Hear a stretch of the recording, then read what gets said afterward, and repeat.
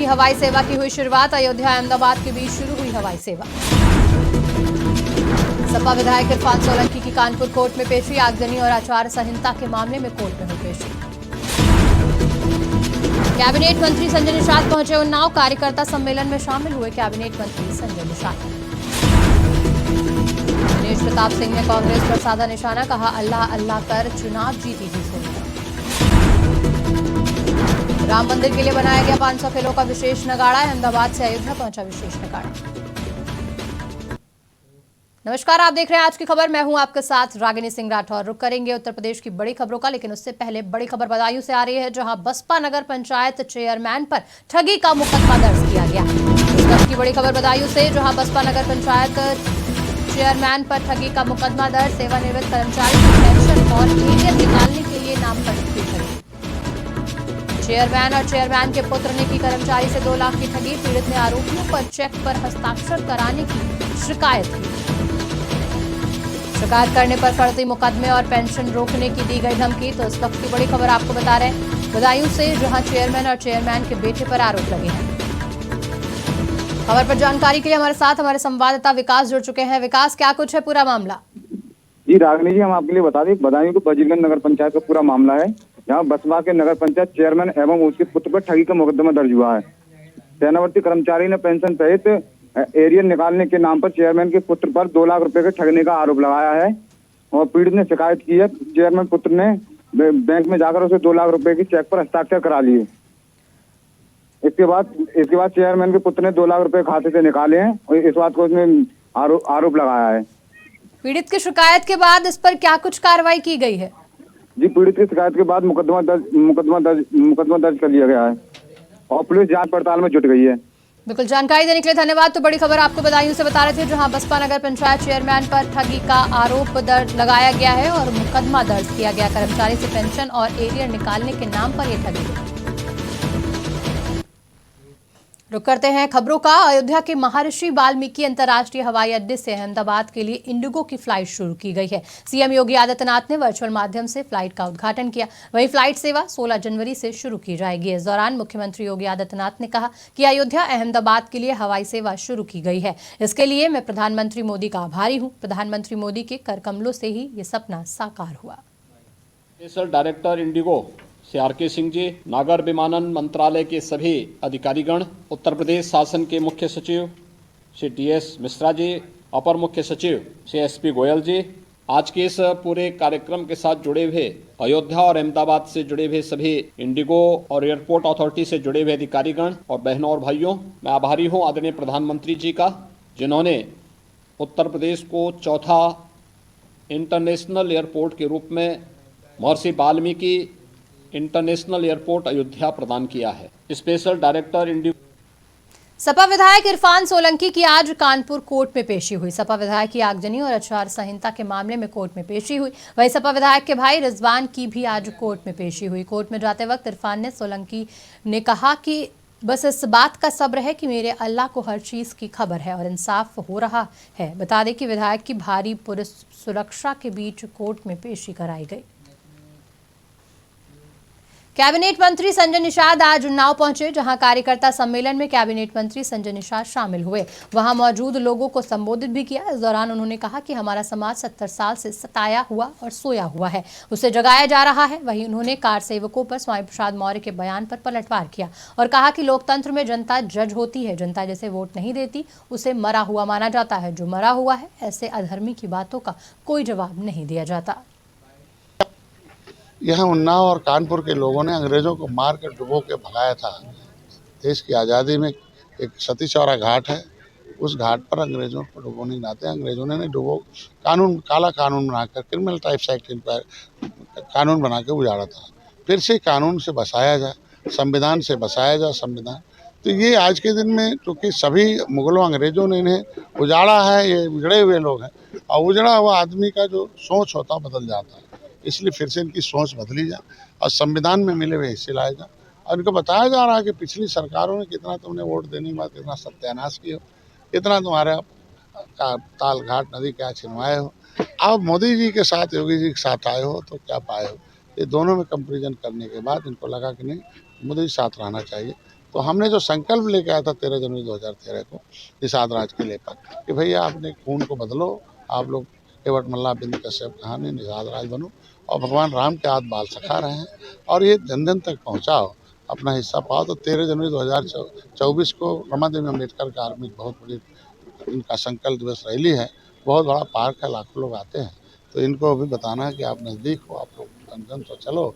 दूसरा, रायबरेली स्वतंत्र प्रभार उद्यान मंत्री दिनेश प्रताप सिंह ने प्रेस वार्ता कर कांग्रेस पर जमकर निशाना साधा। इस दौरान कांग्रेस जिलाध्यक्ष द्वारा दिए गए बयान पर दिनेश प्रताप सिंह कटाक्ष करते नजर आए। दिनेश प्रताप सिंह ने कांग्रेस को नसीहत देते हुए बताया कि 2019 का चुनाव भी सभी लोगों ने देखा होगा। अल्लाह अल्लाह कर सोनिया गांधी चुनाव जीती और दांत खट्टे करवाने का काम किया था। कहा कि भाजपा द्वितीय स्थान पर जरूर रही, लेकिन ये कह देना कि अगर आप सिर्फ सर्टिफिकेट लेने और नामांकन करने रायबरेली पहुंचेंगे और जीत का सहारा पहन लेंगे तो वो दिन कांग्रेस अब भूल जाए। मैं समझता हूं जिन्होंने बयान दिया है उन्होंने 2019 का भी चुनाव देखा है। सोनिया गांधी अल्लाह अल्लाह करके किसी तरह जीत के रायबरेली से गई हैं, इसको तो मैं स्वीकार करता हूं, लेकिन दांत खट्टे हो गए हैं। रायबरेली की जनता उनकी इन नीतियों से सहमत नहीं है कि आप आओ और नामांकन करो, सर्टिफिकेट लेके चले जाओ। तभी तो उसने पिछले चुनाव में उनके खिलाफ 4.25 लाख वोट डाला और मैं उम्मीद करता हूं कि इस बार चाहे जो गांधी परिवार का चुनाव लड़े, रायबरेली की जनता उसको हरा करके ही रायबरेली से भेजेगी, ऐसा मैं उम्मीद करता हूं। अयोध्या में भगवान रामलला की प्राण प्रतिष्ठा के दौरान भव्य मंदिर में अब नगाड़ा भी बजेगा, जो कि अहमदाबाद से चलकर विशेष रथ पर 500 किलो का नगाड़ा आज अयोध्या पहुंचा। बता दें कि मंदिर की प्राण प्रतिष्ठा का समय नजदीक आ रहा है। देश भर से भगवान राम की प्राण प्रतिष्ठा के लिए उपहार आ रहे हैं। वहीं अहमदाबाद से 9 दिन की यात्रा तय करके अयोध्या आए चिराग पटेल ने बताया कि नगाड़ा लेकर आज वो आए हैं। ये नगाड़ा 500 किलो और नीचे की लारी 800 किलोग्राम की है, जिसकी लंबाई 56 इंच की। इस नगाड़े पर सोने और चांदी की परत चढ़ाई गई है। बता दें कि अखिल भारतीय डगभर समाज द्वारा श्री राम मंदिर के लिए 500 किलोग्राम का विशेष नगाड़ा बनाया गया है। इस नगाड़े को बनाने वाले डगभर समाज के 4 लोग श्री राम लला प्राण प्रतिष्ठा महोत्सव के दिन इसे मंदिर में बजाएंगे। समाज के लोग हैं, 10 लोग हैं साथ में, और ये हमारे सेठ है साथ में, और मैं ड्राइवर हूँ। बराबर लेके आए हैं हम अयोध्या के लिए। ये बहुत अच्छा लग रहा है और ये भी अच्छा लग रहा है कि इतना बड़ा हमने पहले कभी देखा नहीं था, इतना सुंदर और इतना अच्छा और इतना बड़ा, और ये बहुत बहुत टाइम तक चलेगा, लॉन्ग समय तक, क्योंकि इसको 25 लोग ने 6 महीने से बहुत दिल से बनाया है। ये नगाड़ा है, 500 किलो वेट है इसका, और लारी के साथ में 1300 किलो वेट है। डबगर समाज की तरफ से है ये। विशेषता ये है कि ये 100 साल तक तो इसको कुछ होने वाला नहीं है, उसकी गारंटी देते हैं समाज वाले। दूसरा, वर्षों से यही काम है बनाना उनका, तो वही सबसे लेके आए हैं। इसके अंदर सोना चांदी का वर्क चढ़ा हुआ है और लोहा तांबा पीतल पंच धातु से बना हुआ है।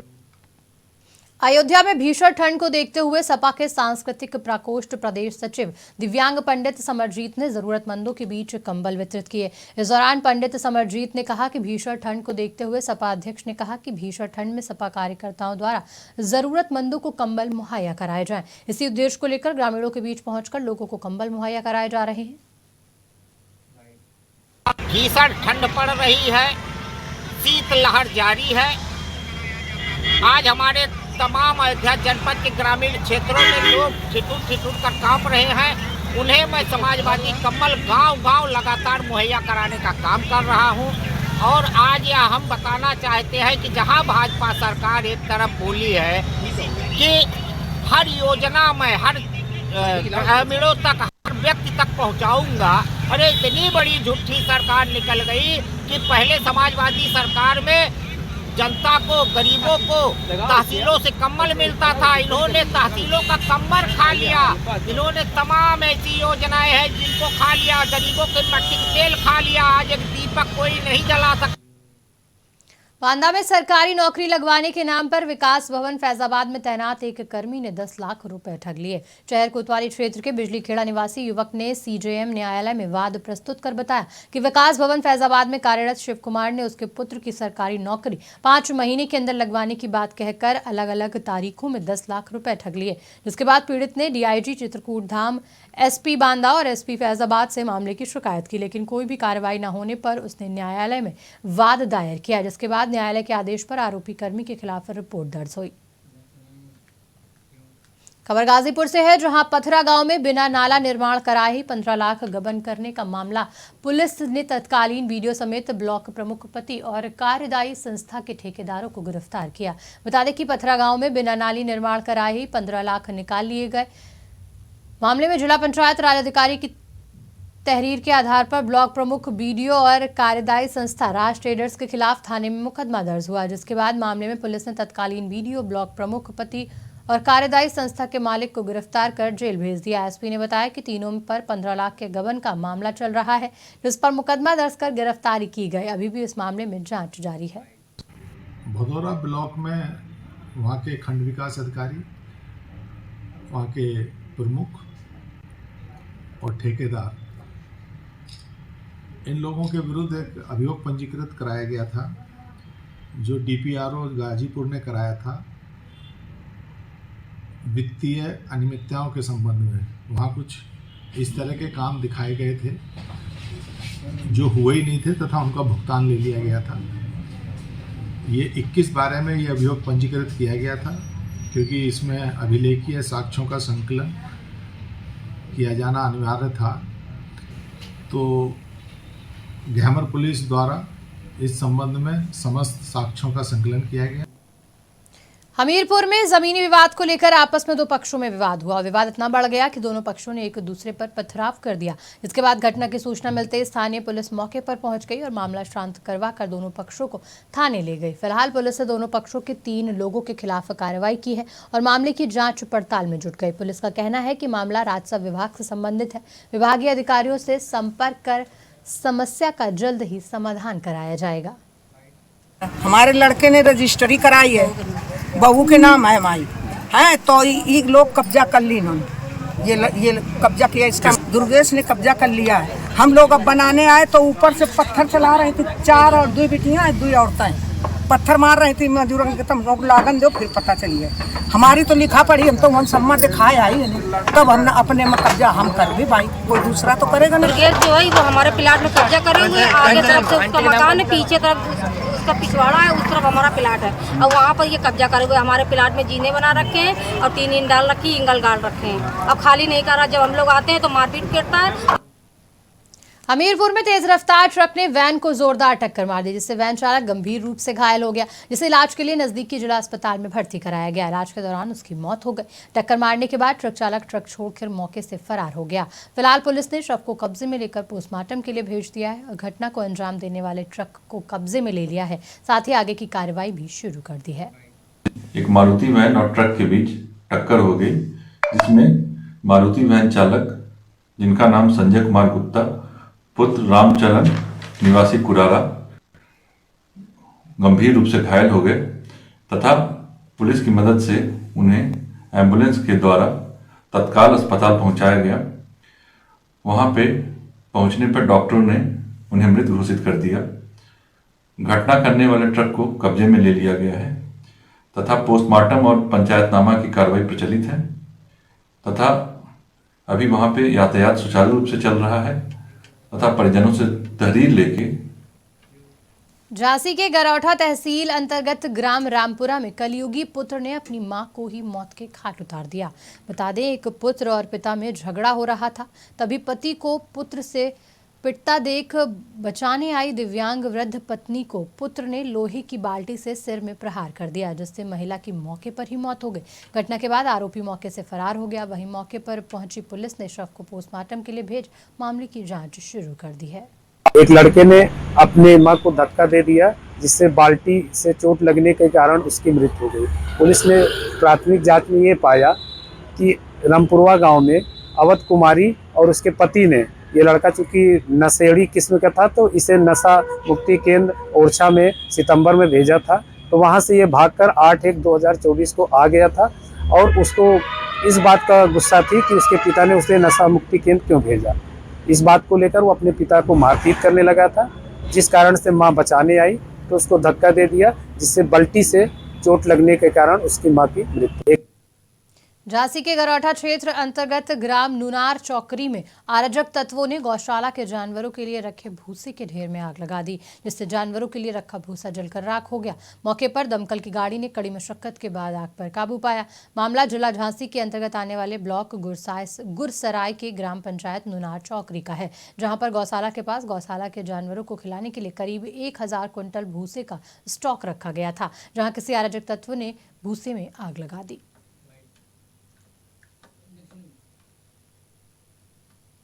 झांसी के महाराज सिंह नगर के पास किराए के मकान में रह रही एक महिला ने फांसी के फंदे से लटककर अपनी जान दे दी, जिसके बाद मायके पक्ष ने मामले में हत्या का आरोप लगाया। उन्होंने बताया कि बीती रात दंपति में लड़ाई हुई थी। बता दें कि मृतका की शादी झांसी स्टेशन के पास रहने वाले एक युवक के साथ हुई। युवक शादी के बाद से ही उसे मारपीट करता था। वहीं सूचना मिलते ही मौके पर पहुंची पुलिस ने शव को पोस्टमार्टम के लिए भेज दिया। मामले की जाँच पड़ताल में फिलहाल पुलिस जुटी हुई है। सर, ये हमारे मामा की बेटी थी। इसकी शादी हुई थी 2020 में। तो जब से इसकी शादी हुई तो इसका हस्बैंड इसके साथ मारपीट करता था। हम लोगों से तरह तरह की डिमांड करता था कि पैसा दो या दहेज लाओ, गाड़ी लाओ। हमारे मामा थोड़ी, हम लोग ऐसी हैं, हाँ, या कुछ घर बनवा के दो। तो हमारे मामा गरीब है, हमारे मामा लोडिंग चलाते दूसरे की, ठीक है। तो हम लोग ऐसी कई सालों से इससे परेशान से, जब से शादी हुई तो मिलने जुलने नहीं देता था, ठीक है। और उसके बाद बच्चा हुआ जब, तब भी इसने आना जाना बिल्कुल बंद कर दिया। इतना परेशान करता था हम लोग। सर, ये हमारे मामा की बेटी थी। एडीजी रेलवे जयंत सिंह आज लखनऊ के चारबाग स्टेशन पहुंचे। बता दें कि 22 जनवरी को अयोध्या में भव्य प्राण प्रतिष्ठा कार्यक्रम को लेकर प्रशासन पूरी तरह से अलर्ट है, जिसके तहत प्रदेश के 6 अनुभाग लखनऊ, आगरा, मुरादाबाद, झांसी, गोरखपुर, प्रयागराज में रेलवे ने चेकिंग अभियान चलाया है, जिसके तहत Charbagh railway station, Gomti Nagar railway station पर एडीजी रेलवे ने टीम के साथ चेकिंग की। इस दौरान जीआरपी, आरपीएफ, पीएसी, बीडीएस और डॉग स्क्वाड की टीम के साथ चेकिंग अभियान चलाया गया। देखिए, अगले 17-18 दिन के बीच में कई पूरे प्रदेश में आयोजन, जैसे हमने बताया प्राण प्रतिष्ठा का जो कार्यक्रम है, उसके साथ साथ मकर संक्रांति का त्यौहार, माघ मेला और साथ साथ 26 जनवरी भी, ये अगले 20 दिवस के अंदर ये सभी त्यौहार और आयोजन इस समय की तैयारियां चल रही हैं। उसके को देखते हुए हमारा जीआरपी और आरपीएफ भी व्यापक पुलिस प्रबंध किया गया है। हमारे पुलिस मुख्यालय से भी माघ मेला हेतु लगभग 750 पुलिसकर्मी अतिरिक्त उपलब्ध कराए गए हैं और प्राण प्रतिष्ठा का जो 22 तारीख का प्रोग्राम है, उसके लिए भी 300 से ऊपर पुलिसकर्मी और 2 कंपनी पीएससी हम लोग को उपलब्ध कराई गई है।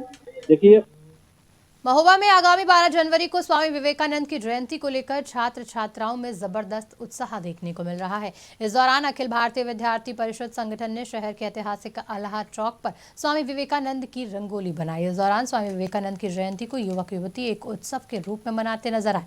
इस पर अखिल भारतीय विद्यार्थी परिषद के युवाओं ने बताया कि स्वामी विवेकानंद की जयंती को हम लोग एक उत्सव के रूप में मनाने का संकल्प ले चुके हैं। 12 तारीख को जो विवेकानंद जयंती है उसी के उपलक्ष्य में विवेकोत्सव मनाया जा रहा है और आज तीसरे दिन का कार्यक्रम है, जिसमें रंगोली और दीपोत्सव का कार्यक्रम है हम लोग यहाँ पे कर रहे हैं। 12 तारीख को जो विवेकानंद जयंती है उसी के उपलक्ष्य में विवेकोत्सव मनाया जा रहा है और आज तीसरे दिन का कार्यक्रम है, जिसमें रंगोली और दीपोत्सव का कार्यक्रम है हम लोग यहाँ पे कर रहे हैं। 12 तारीख को जो विवेकानंद जयंती है उसी के उपलक्ष्य। प्रयागराज में पुलिस आयुक्त ने संगम स्थित मानसरोवर सभागार में अध्यक्ष प्रयागराज नाविक संघ और नाविकों के साथ बैठक की, जहां बैठक में माघ मेला 2024 के सकुशल आयोजन के लिए विचार विमर्श कर सुझाव प्राप्त किए गए और संवाद स्थापित कर सहमति के आधार पर नावों के सुगम और सुरक्षित संचालन पर निर्णय लिए गए। इस बैठक में पुलिस आयुक्त, पुलिस उपायुक्त समेत कई पुलिस अधिकारी मौजूद रहे। इस दौरान नाविक संघ के लोगों द्वारा कुछ घाटों पर सुदृढ़ व्यवस्था किए जाने के लिए कहा गया और पर्व के दिन मोटर बोट न चलाने की मांग की गई। आगामी माघ मेला 2024 को सुरक्षित और सकुशल और सुगमता के साथ संपन्न कराने के लिए आज माघ मेला पुलिस लाइन में जिला नाविक संघ प्रयागराज के पदाधिकारियों और उनके नाविकों के साथ में बैठक आयोजित की गई। इस वृहद बैठक में कई बातों पे लोगों के संग सहमति बनी नाविकों के साथ, जिसमें जो श्रद्धालु आ रहे हैं उन्हें लाइफ जैकेट ज़रूर पहनाई जाए।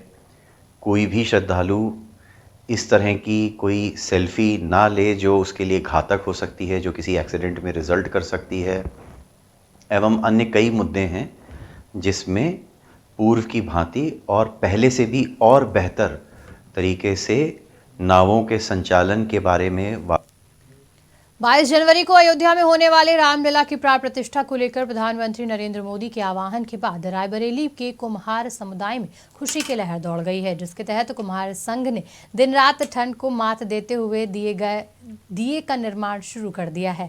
बता दें कि प्रधानमंत्री ने सभी देशवासियों से आह्वान किया कि 22 जनवरी के दिन सभी लोग अपने अपने घरों में लगभग 10 दीपक जरूर जलाएं। वहीं प्रधानमंत्री आह्वान के बाद आरएसएस, विश्व हिंदू परिषद सहित कई हिंदू संगठनों ने जनपद वासियों के लिए लगभग 1 लाख दिए बनाने का ऑर्डर दिया। 1 लाख दिए का ऑर्डर मिलते ही कुम्हार समुदाय में खुशी की लहर दौड़ गई। 1 से 15 जनवरी तक प्रत्येक हिंदू समाज में घर घर जाकर हमारे कार्यकर्ता निमंत्रण दे रहे हैं। लगभग 793 गाँव हैं। अभी तक 700 गाँव तक निमंत्रण हमारा बढ़ चुका है। कुछ गाँव शेष रह गए हैं, वो 15 जनवरी तक हम सब पूरा कर लेंगे। और 16 जनवरी से 21 जनवरी तक जो हमारे मंदिर हैं उस मंदिर की सफाई, जो तालाब हैं उस तालाब को सुंदरीकरण साफ़ करना, और 22 तारीख को आने वाले 22 जनवरी को जिस दिन प्राण प्रतिष्ठा होने वाली है उस दिन उस मंदिर में स्क्रीन के माध्यम से संपूर्ण उस गांव के लोगों को बैठालकर उस कार्यक्रम दिखाना और वहाँ की प्रथम आरती को सामूहिक करना। और रात में दीप उत्सव प्रत्येक हिंदू समाज अपने अपने घर में बनाने वाले हैं। और जो मंदिर है उस मंदिर की भव्य और दीप सज्जा करना, वहाँ रात को आरती भजन करना, राम राम का जप करना, ऐसी हम सबकी योजना है। सिद्धार्थनगर के तहसील नौगढ़ में हो रहे नवनिर्माण तहसील भवन का जिलाधिकारी पवन अग्रवाल ने औचक निरीक्षण किया। तहसील भवन की गुणवत्ता का भी निरीक्षण किया गया। इस दौरान जिलाधिकारी पवन अग्रवाल ने कहा कि तहसील भवन निर्माण की गुणवत्ता का निरीक्षण किया गया है और गुणवत्ता में लापरवाही बरतने पर कार्रवाई की जाएगी। साथ ही एक बार पूरे तहसील भवन की जाँच कराई जाएगी। कुछ कमियां रहेंगी तो उसे पूरा किया जाएगा। हाँ, ये तहसील की भवन का निर्माण कार्य चल रहा है, उसी का निरीक्षण किया गया है। इनके द्वारा बताया जा रहा है कि मार्च 2024 तक कार्य पूर्ण हो जाएगा। तो संस्था को यही निर्देशित किया गया है कि गुणवत्तापूर्वक और समयबद्ध तरीके से कार्य को पूर्ण कराया जाए। इसमें किसी भी प्रकार की कोताही बर्दाश्त नहीं की जाएगी। हाँ, ये तहसील की तो बड़ी खबर हरदोई से सामने आ रही है, जहां हरदोई में ताबड़तोड़ फायरिंग से दहल उठा हरदोई। इस वक्त की बड़ी खबर हरदोई से आपको बता रहे, ताबड़तोड़ फायरिंग से दहला हरदोई के गांव जमीनी विवाद में को लेकर 2 पक्षों में हुई फायरिंग। इस वक्त की बड़ी खबर हरदोई से आपको बता रहे, जहां हरदोई के गांव करता में ताबड़तोड़ फायरिंग हुई। जमीनी विवाद को लेकर 2 पक्षों में फायरिंग और बवाल का लाइव वीडियो हो रहा है वायरल। हरदोई के हरपालपुर थाना क्षेत्र के करता गांव में हुई फायरिंग। बताया जा रहा है कि करीब 6 राउंड से ज्यादा फायर हुई। वही फायरिंग और विवाद का लाइव वीडियो सामने आया है, जो सोशल मीडिया पर जमकर वायरल हो रहा है। बता दें कि फायरिंग और बवाल का ये लाइव वीडियो कोतवाली हरपालपुर इलाके के करता गांव का है। तो हरदोई के करता गांव में ताबड़तोड़ फायरिंग से दहल उठा गांव। इस वक्त की बड़ी खबर आपको बता रहे, जमीनी विवाद को लेकर 2 पक्षों में जमकर हुई फायरिंग। इस फायरिंग का वीडियो सोशल मीडिया पर हो रहा है वायरल।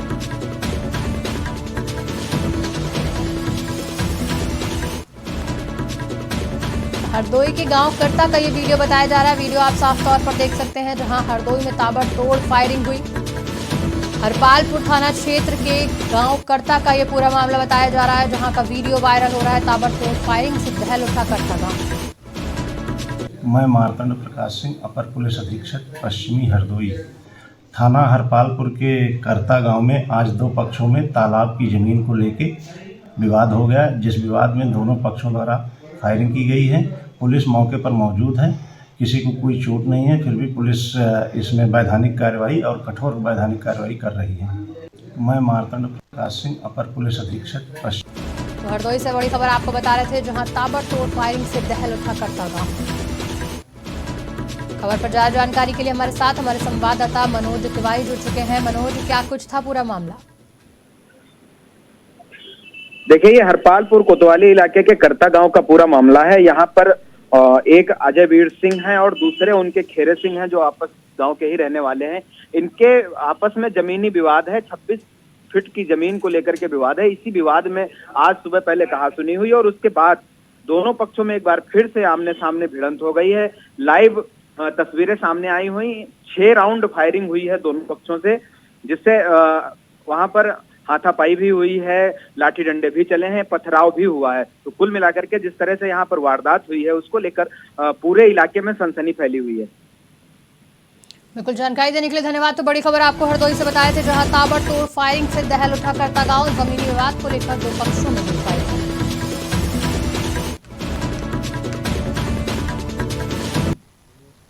फिलहाल उत्तर प्रदेश के बुलेटिन में इतना ही। देश दुनिया की तमाम खबरों के लिए देखते रहिए आज की खबर।